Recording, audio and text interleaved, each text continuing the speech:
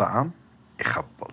حلاوة السميد بالحليب والفستق أو سوتلي المكتاطلسة مأخوذة من المطبخ التركي مع تعديلاتنا الشخصية عليها.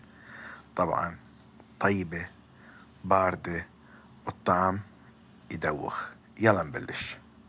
أول شي أخذت إصبع لورباك 100 غرام تقريبا، ذوبته، بس طبعا شنو نذوب الهداوة، ما نريد لون الزبد يتحول إلى لون غامق. ضفت له قلاص من السميد، طبعا راح نعتمد القلاص بالقياسات مالتنا. أقلبه لحد ما يمتص كل الزبدة، وإذا جزء من عندها مذايب نخليها تذوب. بعد ما نمتص الزبدة كلها مثل ما تشوفون، نضيف بنفس القياس قلاص من السكر ونقلب بيه، وننتبه انه السكر ما يتحول الى كراميل، انما فقط يمتزج ويذوب نوعا ما. من نوصل هالمرحلة نضيف نص كوب من الفستق المطحون او المجروش، بس المهم ناعم، ونقلب بيه. نقلب الى درجة ان يصبح المزيج ويانا نوعا ما اشقر او مائل للبني. طبعا هنا ريحة الفستق كلش برزت. نجيب لتر كامل من الحليب، أي حليب تريدون تستخدمون بيه كيفكم. لتر من الحليب مقابل كوب من السكر وكوب من السميد أو قلاص. ضفت هنا إضافة بسيطة من الفانيلا، وهنا الموضوع اختياري أن تضيفون ملون غذائي. أنا ضفت اللون الأخضر على مود يبرز اللون، لأنه الفستق من يتحمص يفقد لونه. تبقى على نار هادية مع التقليب المستمر، تقليب من وقت لوقت. من توصل هاي المرحلة تشوفون الفقاعات كبيرة كأنها سطح القمر، راح نسوي نضيف نص علبة من القشطة، يعني تقريبا 50-60 غرام.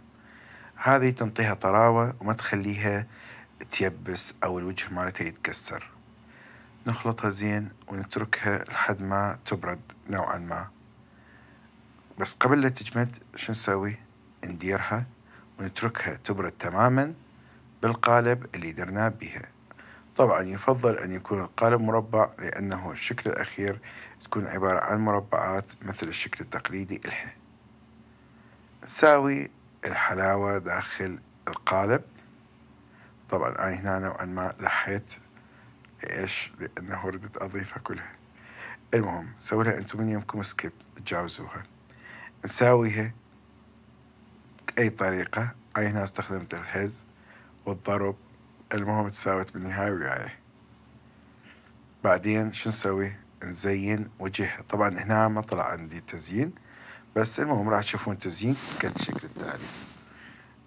قسمتها إلى 9 أقسام، كل مربع راح يصير بوجهه. هذه كومة الفستق الصغيرونة.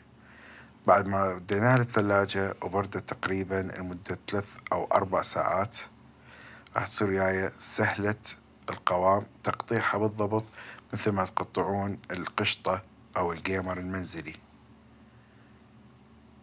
طبعا إذا ردتوا قياسات أصغر تقدرون توزعوها إلى 12 أو 15 أو يعني القياس اللي يناسبكم. هذا هو الشكل النهائي ويانا مثل ما تشوفون. طبعا الطعم كلش طيب، والحالات مالته مو كلش قوية، بس بنفس الوقت منعشة وريحتها تخبل.